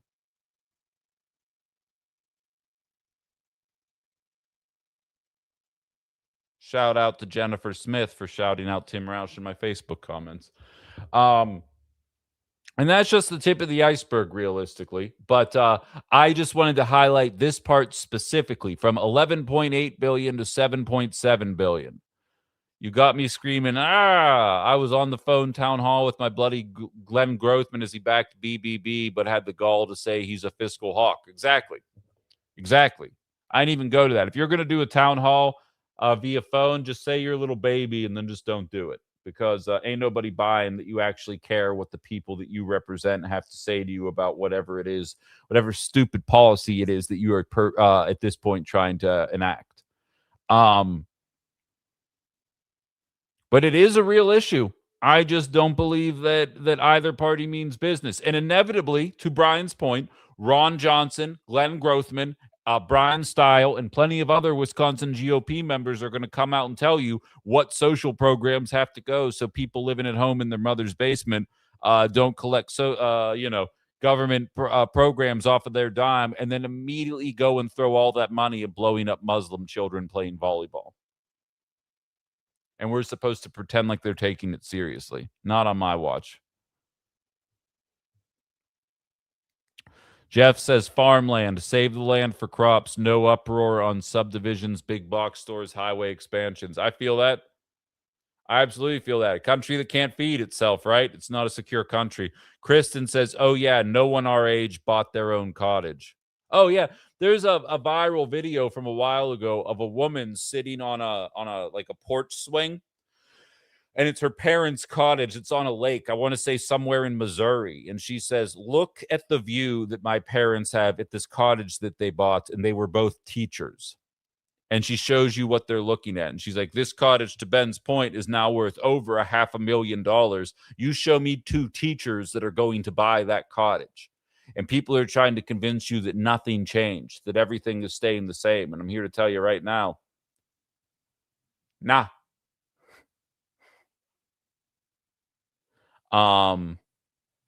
But so to stay on the Democrats here a little bit longer,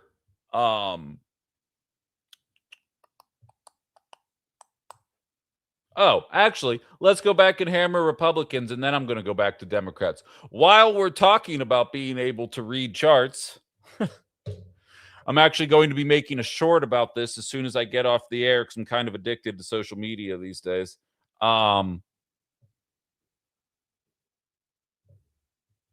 There we go. This is the big O for my TikTok audience so that I don't get banned. These are ODs on the fentanyl seeds. They have fallen by 54% since the peak. I accidentally threw the wrong chart up there. This gives the game away, but the original post is giving Donald Trump credit for what happened. Don't get me wrong. Good things are happening and you shouldn't complain about it. But as you can see, this dotted line over here is where the Trump presidency started. And as you can see, there clearly were efforts beforehand to address the issue. Yet Republicans want you to believe that it's because we're bombing Venezuelan fishermen off the coast of Venezuela, which has led to this moment right here when it seems as though you could have installed a duck in the White House and the same thing would have happened regardless, because things have been trending in the right direction since 2023. It's almost like when you took people's ability to leave their house away and they were stuck and left to their own devices, the people that had a tendency toward addiction really saw those tendencies rear their ugly head and persist for a couple years, only for us to then get a grip on what was going on and then take matters into our own hands and go back the other way again.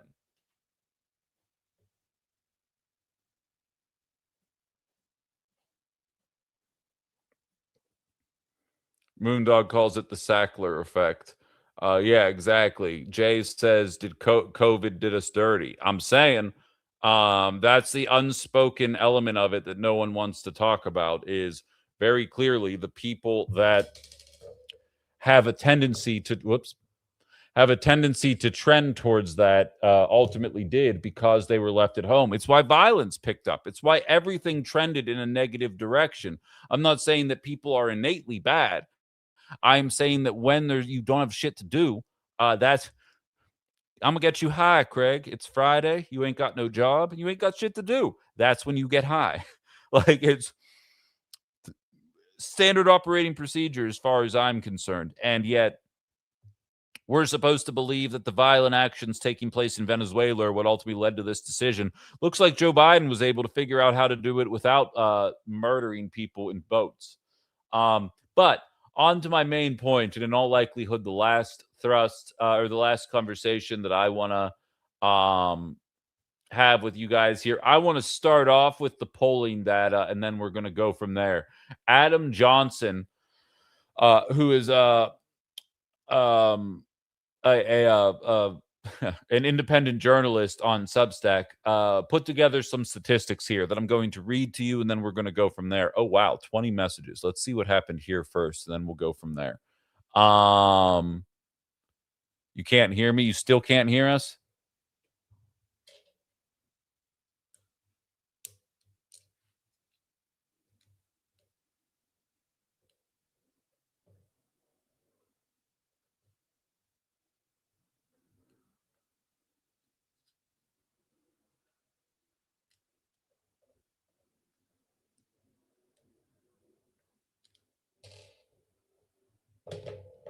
What about now? Can you hear me now?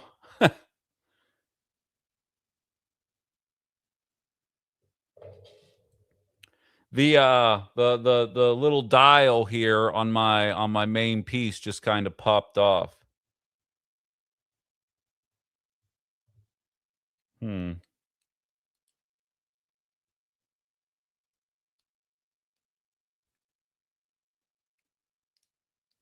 We already gonna have to get another one of these. That was short-lived.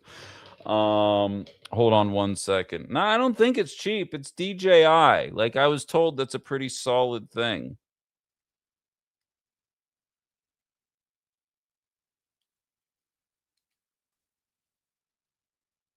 All right, well, that might be broken, so we're going to have to figure that out another day. But in any event, so I'm going to hit you with these now. According to an August 2025 Quinnipiac poll, 77% of Democrats think our allies in the Middle East are committing a genocide in Gaza versus 11% who say they are not. According to a May 2026 failing New York Times and Siena poll, 74% of Democrats oppose providing additional economic and military support to Israel, while 20% support doing so. According to a June 2026 Institute for Global Affairs and a YouGov poll, 67% of Democrats think the U.S. relationship with Israel does more to hurt the U.S. than help it. Only 5% think it does more to help than hurt. According to a May 26 NBC News poll, 67% of Democrats now sympathize more with Palestinians than Israelis. Just 13% of Democrats have a positive view of Israel, and 57%, a majority, now have a negative view. 20% support sending military aid to Israel. 18% believe teachers should be allowed to lead children in Christian prayers in public schools. 14% say all abortion should be banned. 13% have a positive view of Israel. 11% support a ban on same-sex marriage. 11% believe Israel is not committing a genocide. 10% believe there is solid evidence of widespread voter fraud in the 2020 election. So you're starting to catch on exactly how the American population feels about this stuff. And as of yesterday, in an ongoing effort for Hakeem Jeffries to alienate anybody who might accidentally vote for a Democrat when they're not paying attention, he has appointed Jared Moskowitz of Florida to the House Foreign Affairs Committee. He has been named the ranking member of the House Foreign Affairs Committee. He has gone on to say, at a moment of enormous change across the region, I work to strengthen America's relationships with Israel and our Gulf allies, expand regional peace, advance American diplomacy, and ensure our foreign policy is grounded in strength, security, and reality. I'm ready to get to work. Now, I'm inevitably going to be labeled as an anti-Semite for this, but I think you got to be willing to say what you know is true in your heart. This is objectively not what the people who are voting for Democrats ultimately want to see end up happening to their party. And it is pretty difficult to avoid that based on any poll. Pick a fucking poll. It is difficult to come away with any other understanding of what people expect out of their elected officials other than they want to see a reduction in our relationship to our allies in the Middle East until they see a dramatic change in the way that they are carrying themselves. And Mr. Medicare for all is not a possibility. It turns out that anybody who criticizes our allies in the Middle East is actually the real hateful individual here, is now putting somebody at the top of the Foreign Affairs, the House Foreign Affairs Committee, to essentially be a rubber stamp for all the stuff that the people that are voting for Democrats don't want to see happen. But fret not, if you don't show up to vote for them, it will be your fault, because this is the way these people operate all the time. They are in a never-ending game of playing chicken with you. And this is what's crazy. And it kind of this is my point, that it gives the whole game away. It's why liberal Democrats are trying to tank Abdul El-Sayed.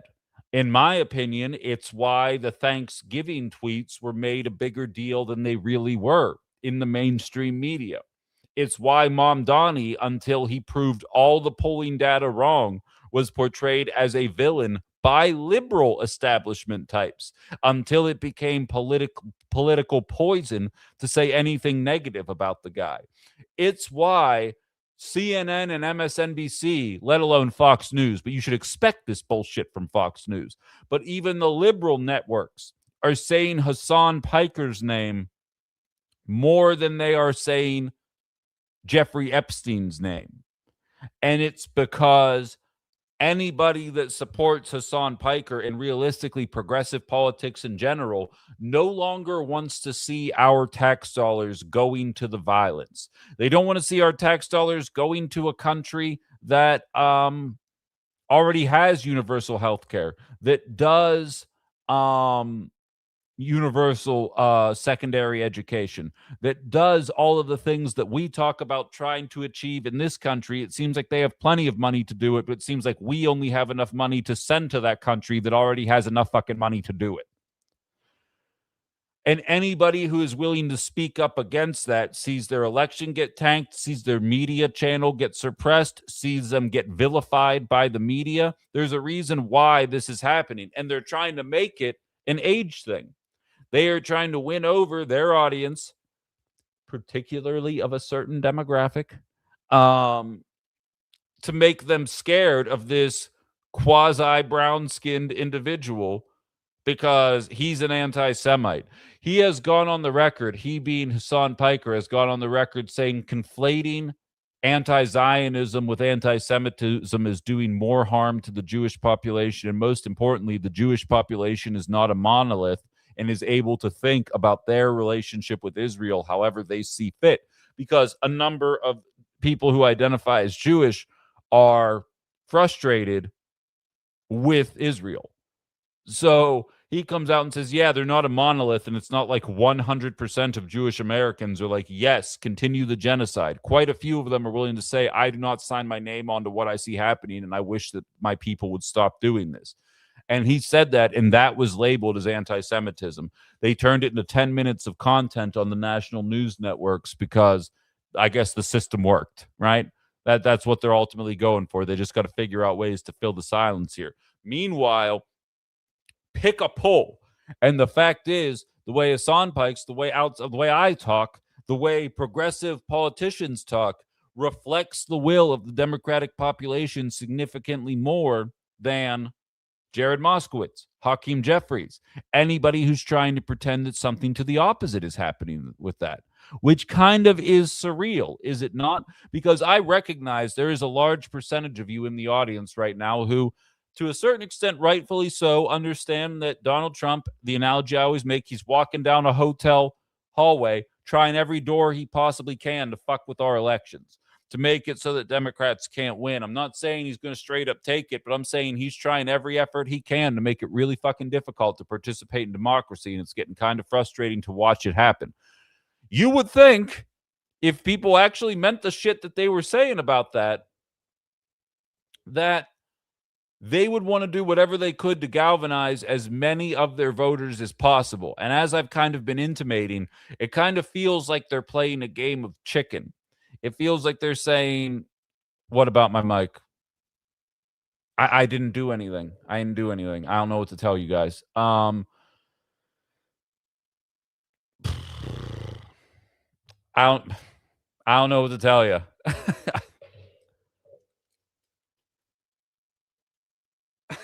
It's not plugged in. I didn't touch fucking anything. Hold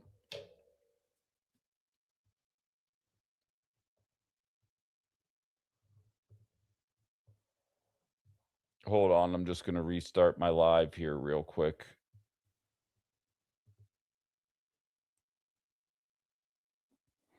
Just restarted my live. We'll see if anybody joins me over there. But it does say to me that if they were being serious about trying to address the issues at hand, they would figure out a way to reach out to as many people as possible. And they have decided, rather than doing that, they would rather play a game of chicken and see if you're willing to show up or not. And I have the worst kind of feeling.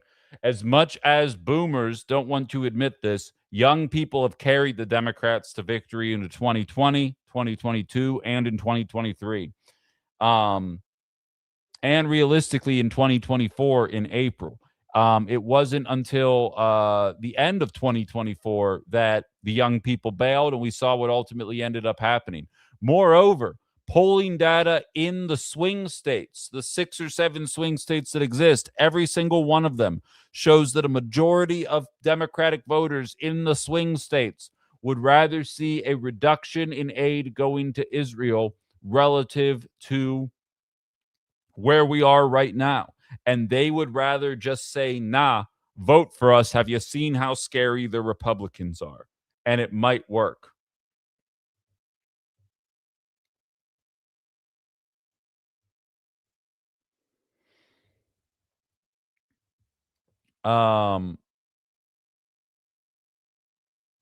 Tim Curry passed away at 80 years old as well. Well, that's very sad.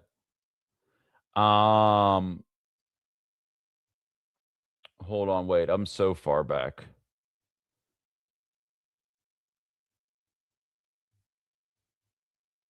Yeah, and we're starting a a trade war with Canada. That'll bring prices down. Yeah, I think it'll have the opposite effect, Jeff, remember when they were private firefighters in LA? That's what they want. Yeah, oh, absolutely. Brian says the calls were so arranged that I wanted to hang up. I held on the whole time to ask him about 2020 election results and his APAC donations. Nice. Let me know how that went.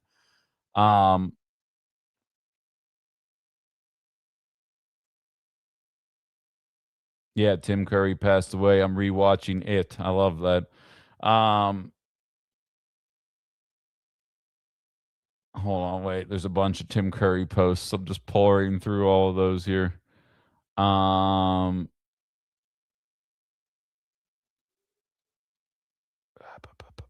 Ben, who is the front runner for the 2028 election for the Democrats? What is their platform? This is a slam dunk election, which is why they're not going to put anybody too radical up there, because they don't want to accidentally have to do a bunch of real shit. They'd rather just do the incremental change. CNN and Fox slam him nonstop, him being Hassan Piker, but won't have him on to speak for himself. Isn't that interesting? Because again, maybe I'm biased. I mean, I'm definitely biased. But politically, progressives are smarter than any other flank of politics. That is borne out in reality time and time again. And I mean, we saw what El Sayed did to Jesse Waters 2 days ago. It was an absolute shellacking. It was awesome to watch happen.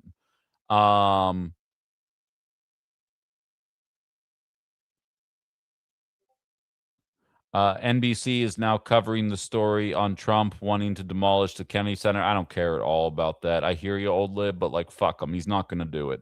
He's just trying to scare people and probably distract from the fact that we're all talking about Dolly Parton. What? They're not talking about me right now?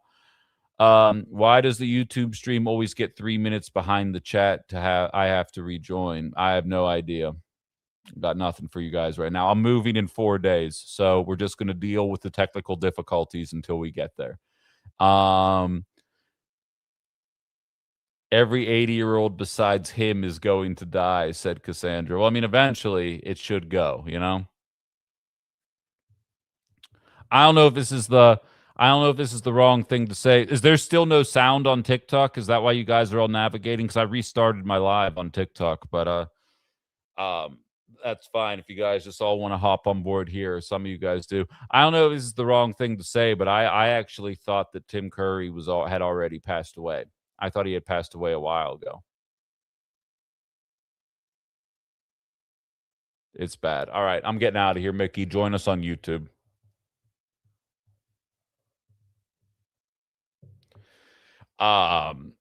Boy, tech problems. I'm just very frustrated. Now I don't even know where the little piece went.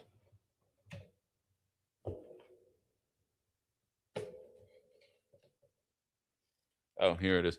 Yeah, so I have this guy that allows for this, and there's like a little knob right here, and it just popped right off. This is why you need to buy union-made stuff. That's what they said about the East Wing. Here's the thing, Jeff. Most people under 50 don't give a shit. Like, I'm going to be real with you. This is specifically designed to chap a certain population's ass, and it's working. It's working effectively. I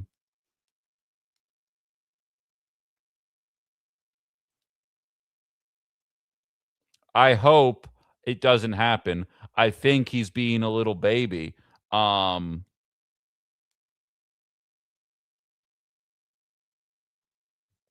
that's just me, of course. Sorry, I'm just making sure I have all my shit in order for when I get off the air today. This has been a very frustrating tech-related show. Duct tape should fix that. You think so? Yeah, we'll see. We shall see. I'm not going to, I'm not going to say it live on the air because you never know who's listening, but I have some theories about why this broke so quickly, and I'm not going to say them out loud because nobody likes a finger pointer. But in any event, once you hit 80, all bets are off. Natural causes. Wait, what was that? Natural causes can happen any day. I feel that. And as I stated about Dolly, I'll be real. Tim Curry has had an infinitely larger impact on my life than Dolly Parton. Fucking Rocky Horror Picture Show. Obviously, It. the concierge in Home Alone 2. The list goes on and on. But he's also 80. And while I'm sad that a man passed away, I'm sad that he's no longer on this earth. That's actually a life well lived, and he has impacted plenty of people. I'm sure he's a very nice man. CNN isn't talking about it.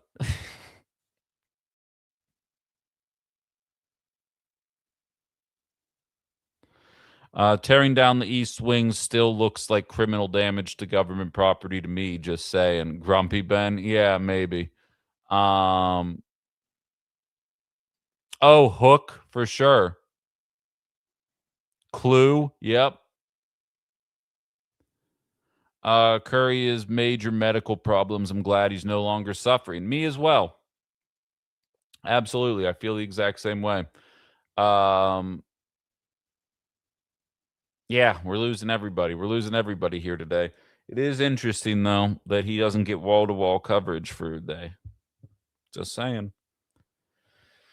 When are men going to catch a break, you know? It's all about the women all the time.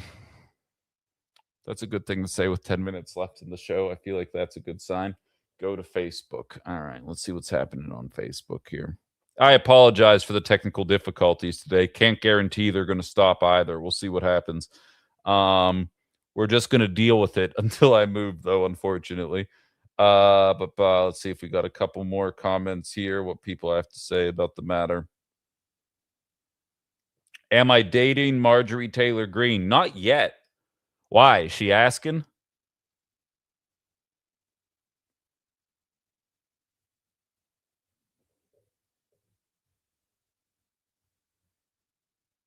It's National Dog Day. Okay. Poor men. I agree. DEI is back. Absolutely. We established that. MAGA embraced DEI. Now we're in a good place. Terribly sad for men. Poor men. I agree.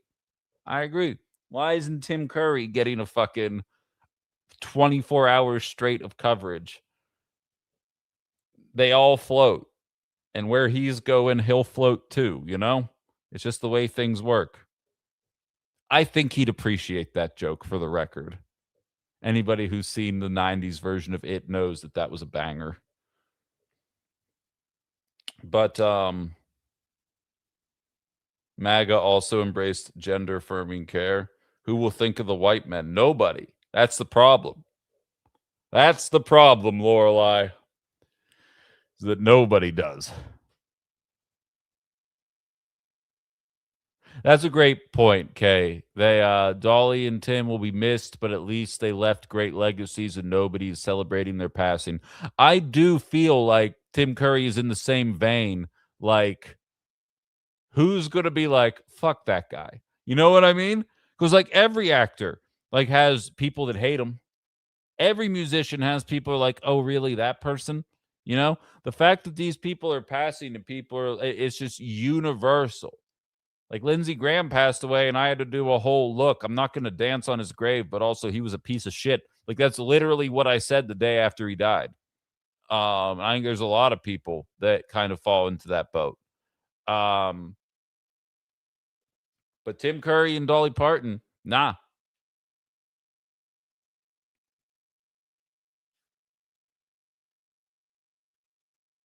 You don't get to cause untold misery across the entire planet and not and then get eulogized. Although I did say last night during Ben After Dark, Dolly Parton absolutely got more eulogized on the national networks than Lindsey Graham did. Like Lindsey Graham would get 5 minutes at the top of every hour, and now on to how Trump sucks. It was a running bit during Ben After Dark. I left CNN on, and I kept going like this to look.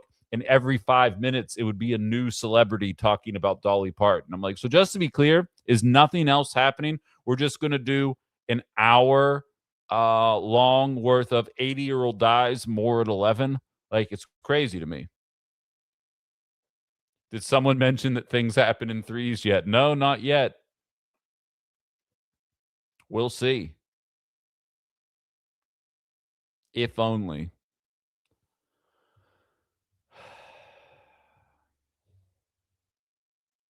It's lame. It's freaking lame.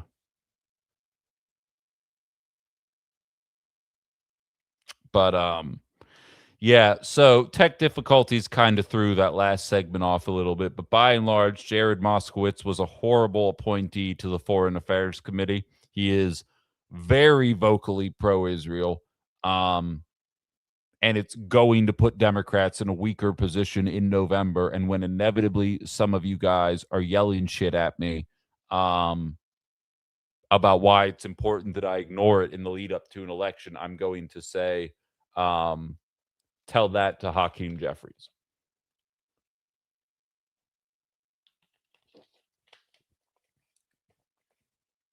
Exactly. My opinion doesn't change at people when they pass either. I have an adage. If you don't want people to call you a dickhead when you die, don't be a dickhead when you're alive. That would be the best bet. If I died today, there would be people in Wisconsin media tap dancing on my grave, and a bunch of you guys would go and level them for me, and I know this. But there would be people happy about it. There would probably be people ironically posting Waka Waka, if I had to guess. That would happen. And I don't even think I'm an ass. I just think I'm abrasive.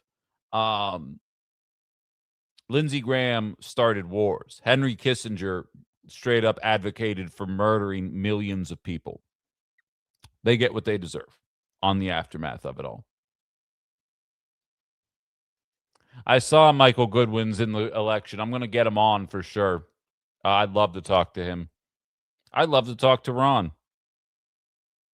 Now that I'm not on a station that has his law firm's advertisements on it, the conversation might go a little bit differently. 3:30 today, House say an Appleton Plan Committee on a data center moratorium. Good stuff. Honestly, posting Waka Waka at your death is funny. Well, then do it. As long as one person laughs, it's funny.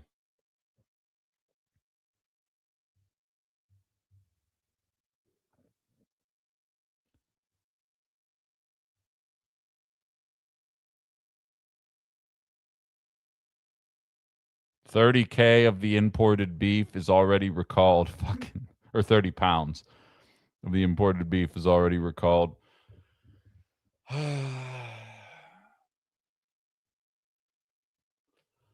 Things are trending in the wrong direction, guys. Every single day. Every single day. Jar Manny tried to end on a positive note, but I won't let it happen. Tomorrow, what? What's tomorrow? 4:30 tomorrow, and Nina, feel free to tell Tom Tiffany how you feel about him. Oh, yeah, for sure. I saw him forgetting the name of the establishment that is hosting it, and they're already receiving a shit ton of pushback for hosting it. And they're saying, hey, tell Crowley to show up. We'll host him too, which is probably the right move from their part, just to say, like, hey, like, bring everybody here. But I know there is going to be a protest set up for outside of it. It'll be, I say all this to say, Waka Waka, for sure. I dig it. Holiday and Fox Crossing is the establishment. Wonderful.